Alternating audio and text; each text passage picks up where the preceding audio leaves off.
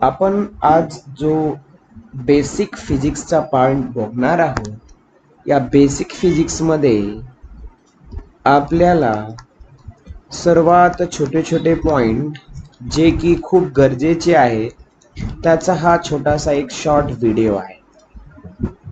याच्यामध्ये आपण स्टार्ट करूया. पहिला टॉपिक ज्याच्यामध्ये तुम्हाला मोशन हा चॅप्टर बघायचा आहे. आता मोशन काय असतं हे लहानपणीपासून बघतो. मोशन म्हणजे गती. हा पॉइंट आपण इयत्ता 9वी मध्ये शिकलेला आहात. ओके.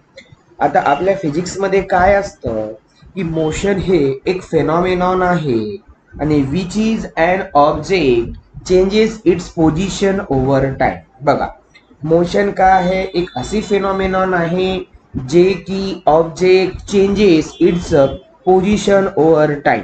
बरोबर आहे. इथं लिहितो मी. काय लिहिणार आपण? The phenomenon. कोण? हे जे मोशन आहे हे एक फेनॉमेनॉन आहे. हे फेनॉमेनॉन कशा म्हणजे इन विच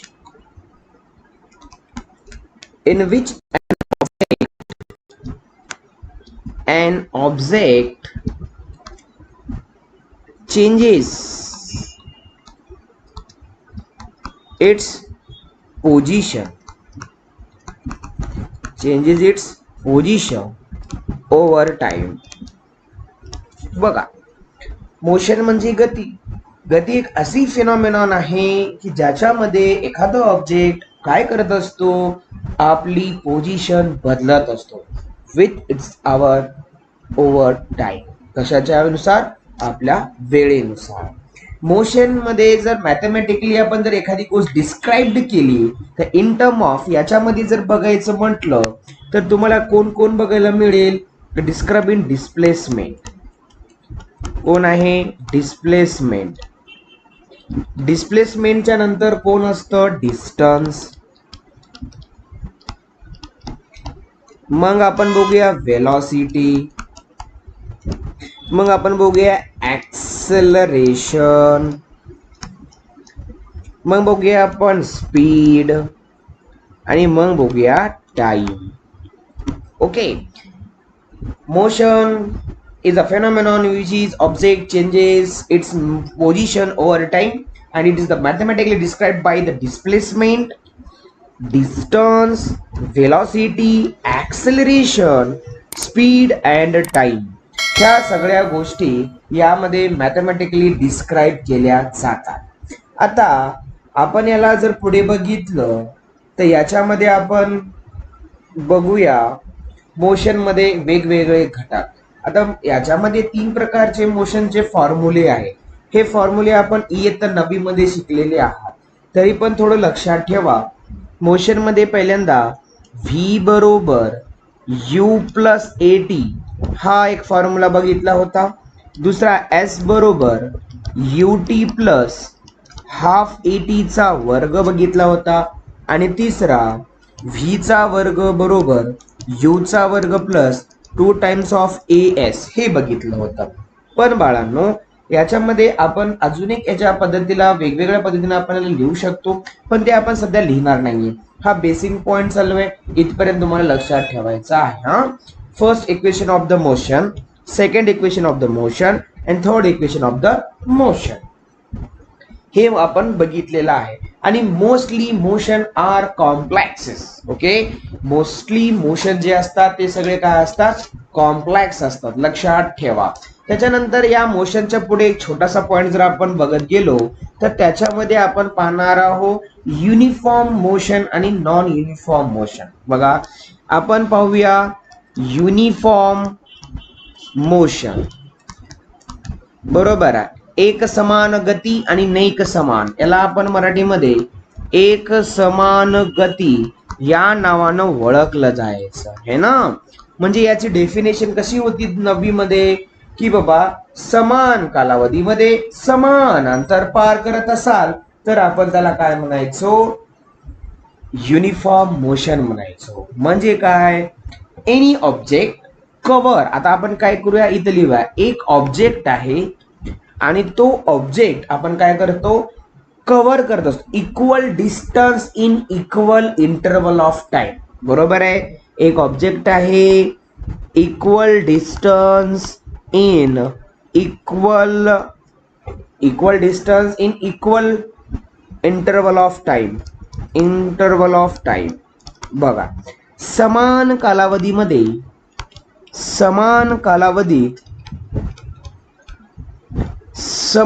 अंतर पार होत असेल किंवा समान कालावधीमध्ये समान अंतर किंवा एक समान अंतर आपल्याला पार करत असाल तर त्याला आपण काय म्हणतो, एक समान गती म्हणतो. मराठीमधून लिहायची गरज नाही आता बाळांनो, कारण equal distance in equal time. एखादा ऑब्जेक्ट आहे, तो object any object covers equal distance in equal interval of time, it is said to be the uniform motion.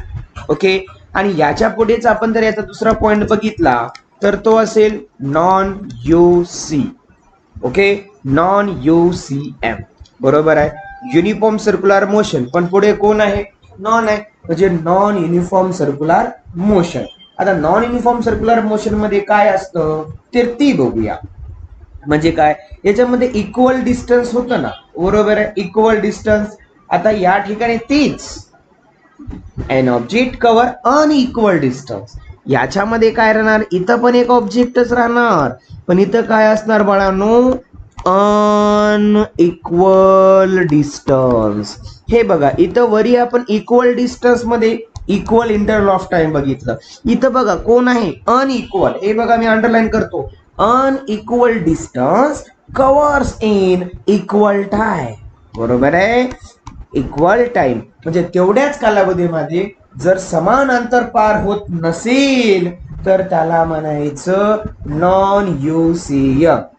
Non UCM काय म्हणायचं, नॉन UCM. ओके बाळांनो, मोशन. आणि यामध्ये आपण motion मध्ये काय बघायलो, एक आपण बघितलं ते म्हणजे UCM आणि दुसरं म्हणजे आपण बघितलं नॉन UCM. आता थोडस एक पाऊल पुढे. आता आपण पुढचं पाऊल जर स्टार्ट केलं बाळांनो, तर पुढच्या पाऊलामध्ये आपण एक नवीन पॉइंट टाकणार आहोत, ते म्हणजे स्पीड. काय टाकणार आहोत, काय पाहणार आहोत, स्पीड. आता स्पीड काय असते हे ना, आता आपण एक नवीन हॅशटॅग बघूया. नवीन हॅशटॅग मध्ये आपला पॉइंट आहे स्पीड. काय आहे, स्पीड. आता स्पीड मध्ये काय आहे सर, स्पीडची डेफिनेशन काय, स्पीडचे काय असते हे बघा. एखादा डिस्टन्स ट्रॅव्हलिंग करत आहे आणि त्याला लागणारा कालावधी. साध्या भाषेमध्ये जर बघायचा असेल तर आपण त्याला असं लिहूया, एखादं distance is equal to speed is equal to, स्पीडचा फॉर्म्युला आहे distance by time. Distance by time. आता डिस्टन्स काय आहे, आपल्याला माहित आहे एक अंतर आहे. या डिस्टन्सला इंडिकेट कशाने करतात, यस न करतात. डिस्टन्सला कशाने इंडिकेट करतात, यस न करतात. ओके. आणि त्याच्यानंतर टाइमला कशाने इंडिकेट करतात, टी न करतात. आणि वेळ स्पीडला कशाने इंडिकेट करतात, व्ही न करतात. ओके, म्हणजे हे झालं व्ही बरोबर S/T. हे झालं आपलं सूत्र. काय झालं, सूत्र. आता सूत्र झाल्यानंतर आपण युनिट बी काढू शकतो, हे त्यात काय अवघड नाहीये. हा तर मला सांगा, डिस्टन्स आहे, एक अंतर आहे, आणि अंतर आपण कशामध्ये मोजत असतो राजे हो, अंतर मोजण्यासाठी आपल्याला कायची गरज आहे, आपल्याला मीटरची गरज आहे ना. हे बघा, हे आपण कशामध्ये, हे बघा डिस्टन्स कशामध्ये मोजतो, मीटर मध्ये. कशामध्ये मोजतो, मीटर मध्ये. त्यानंतर टाइम आहे, टाइम कशामध्ये मोजतो, भागिले सेकंद मध्ये. म्हणजे या स्पीडचं जे युनिट आहे, कोणतं युनिट, SI युनिट, हे आहे मीटर पर सेकंड. मीटर पर सेकंडला आपण M ला M, खालचा जो डिनॉमिनेटर आहे वर गेला तर तो S-1 होत असतो. ओके ना, मीटर पर सेकंडचा वर्ग. वर्ग नाही आहे, आपण पहिल्यांदा मीटर S-1, या दोघांमध्ये काही नाही, म्हणजे कोण असतो, गुणाकार असतो. ओके. स्पीड म्हणजे काय, distance by time. V is equal to S/T. हा त्याचा फॉर्म्युला आहे आणि हे त्याचं युनिट. सर मीटरचं सेंटीमीटर होते का नाही, है ना. तर हे बघा, हा तुमचं SI झालं. याचं जर आपल्याला, हे SI युनिट आहे, कोणतं युनिट आहे, SI. आणि याचं जर आपल्याला CGS बनवायचं आहे, काय बनवायचं, CGS. आपण युनिट बी पाहणार आहोत इन नेक्स्ट क्लास किंवा नेक्स्ट व्हिडिओ मध्ये, तर त्याच्यामध्ये कळेल. आता मीटरचं काय होणार, तर सेंटीमीटर होणार. आणि सेकंडचं काय राहणार, सेकंडचं चेंज होते का सर, नाही होत. सेकंडचं जर मिली सेकंड केलं तर आपल्या एवढं विद्वान आताच कोणी होणार नाही है ना बाळांनो.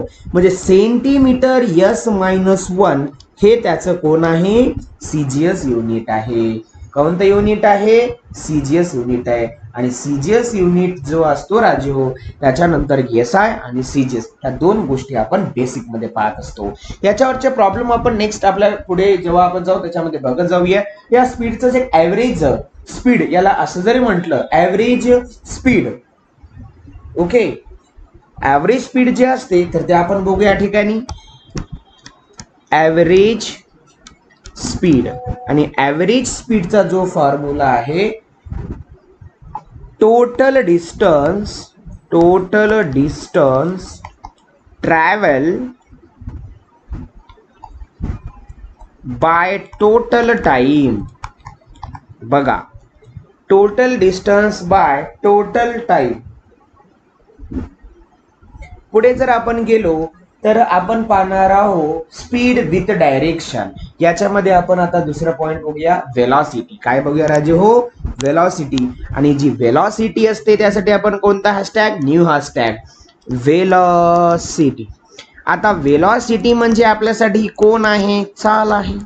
कोण आहे, चाल. आता जे चाल असते ते आपण इथं बघूया काय म्हणतं ते. आता या चालीमध्ये राजे हो, वेलॉसिटी जी असते आपल्यासाठी, मग वेलॉसिटी आपल्याला काय म्हणतं की बाबा, वेलॉसिटी साठी आपल्याला जर बघायचं असेल तर वेलॉसिटी म्हणताय की याच्यामध्ये असणारा जो डिस्प्लेसमेंट आहे, काय म्हणायला, डिस्प्लेसमेंट. आता डिस्प्लेसमेंट बाय टाइम काय म्हणालो मी, हे बघा, velocity is equal to displacement by time. आता डिस्प्लेसमेंट जे आहे ते आपण इथं पाहणार आहोत. आता डिस्प्लेसमेंट हे जे आहे हे पण एक काय आहे, एक डिस्टन्स मध्येच आहे. याला पण मीटर मध्येच मोजतात आणि याचं टाइम काय, सेकंड. म्हणजे वेलॉसिटीचं जे एसआय युनिट आहे, कोणाचं, त्या वेलॉसिटीचं एसआय युनिट आहे ते पण काय आहे, मीटर पर सेकंड. आणि याचंच आपण आता याला जर सीजीएस मध्ये कन्वर्ट केलं, कशामध्ये, याला सीजीएस मध्ये, तर याचं होणार सेंटीमीटर पर सेकंड. ओके, सेंटीमीटर पर सेकंड. आता याला वरी बी पाठवू शकतो, सेंटीमीटर S-1 आणि MES-1, हे दोन्ही गोष्टी. ओके, ठीक आहे. तर बाळांनो, आता आपण याच्यामध्ये ऍव्हरेज वेलॉसिटी आहे, तर ऍव्हरेज वेलॉसिटी जी असते ती बघूया या ठिकाणी. Average velocity is equal to, याच्यामध्ये बघा, initial velocity plus final velocity divided by 2 है ना. इनिशियल वेलॉसिटी आणि फायनल वेलॉसिटी या दोघाचा जो ऍडिशन होऊन डिवाइड बाय 2 होते त्याला म्हणायचं ऍव्हरेज वेलॉसिटी. आणि इनिशियल वेलॉसिटी ही डिनोटेड बाय U आणि final velocity is denoted by V divided by 2 is equal to आपली ऍव्हरेज वेलॉसिटी, आपली ऍव्हरेज वेलॉसिटी. ओके, आता आपण याच्या पुढे जर गेलो तर याच्यामध्ये युनिट बी आपण बघितलं, त्याचं फॉर्म्युलाही बघितला, हे कशाने इंडिकेट करतं ते पण बघितलं. आता यामध्ये एक छोटीशी गोष्ट आहे. आता आपण पाहणार आहोत याच्यामध्ये कुठली गोष्ट, ते म्हणजे ऍक्सेलरेशन. काय बघणार आहोत, ऍक्सेलरेशन. आणि ऍक्सेलरेशन शिकण्यासाठी, काय म्हणालो मी, ऍक्सेलरेशन शिकण्यासाठी आपल्याला दोन गोष्टी माहित पाहिजे अगोदरच्या. कोणत्या, ते म्हणजे वेलॉसिटी काय आहे, वेलॉसिटीचं युनिट काय आहे आणि त्याचा फॉर्म्युला काय आहे. ऍक्सेलरेशनची डेफिनेशन बघून घ्या, change in velocity by time. काय म्हणालो मी, change in velocity by time म्हणजेच कोण, ऍक्सेलरेशन. मग इथे लिहून टाकतो मी, change in velocity by time म्हणजेच कोण ऍक्सेलरेशन, म्हणजेच कोण ऍक्सेलरेशन. आता चेंज इन वेलॉसिटी म्हणजे काय, आपल्याला कशी वेलॉसिटी काढायची असेल चेंज वाली, ऍक्सेलरेशनला कशाने दाखवायचं, ए चेंज इन वेलॉसिटी म्हणजे काय, जे की आपल्याला फायनल मधून इनिशियल जर फाइंड केलं डिवाइडेड बाय टी म्हणजेच आपलं काय आहे ऍक्सेलरेशन, म्हणजे काय आहे ऍक्सेलरेशन, समजे. चलो ए बरोबर V minus U divided by T म्हणजे आपलं हे आहे ऍक्सेलरेशन. आता ऍक्सेलरेशन मध्ये सर युनिट आहेत का, नाही आहेत. वेलॉसिटीचं युनिट काय होतं मीटर पर सेकंड आणि याचं काय आहे टाइमचं परत सेकंड. आता याला जर आपण सॉल्व्ह केलो तर हे होणार मीटर पर सेकंडचा वर्ग, काय होणार मीटर पर सेकंडचा वर्ग है ना. तर आपण आता या ठिकाणी त्याचं युनिट आलं कसं बघूया. मीटर पर सेकंड हे तुमच्यासाठी फक्त लक्षात ठेवा, डिवाइडेड बाय आपण सेकंद असं लिहिलं म्हणजे एम डिवाइडेड बाय एस गुणिले याच्या खाली काय नाही म्हणजे एक असते, एक वरून एस काय खाली एम वनचा एम आणि एस एस चा स्क्वेअर.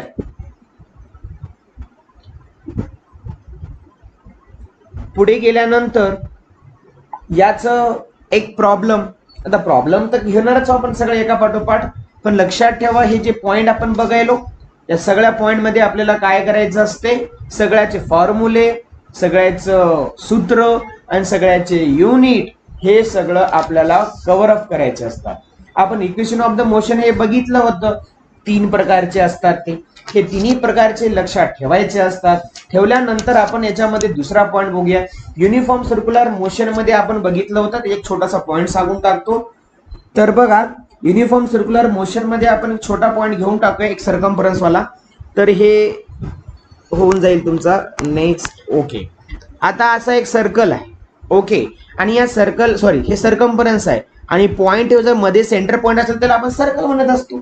आता यामध्ये काय आहे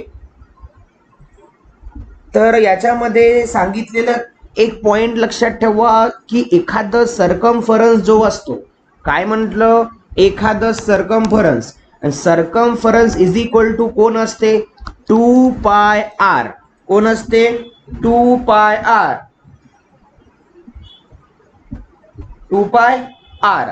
मग आता मला सांगा ह्याला पूर्ण कव्हर करायला कोण लागते टाइम टी, पण या ठिकाणी सर्कम्फरन्सचं सूत्र आहे 2 पाय आर.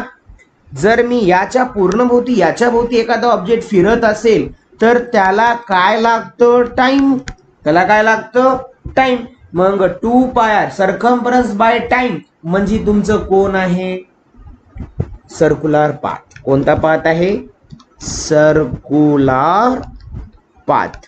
ओके बाळांनो, आता हे मोशनच्या रिलेटेड काही गोष्टी आहेत. ओके, आता याच्या पुढे जाऊया आणि याचा पुढचा जो व्हिडिओ असेल तो तुमचा असेल फोर्सच्या रिलेटेड, त्याच्या related force and law of motion.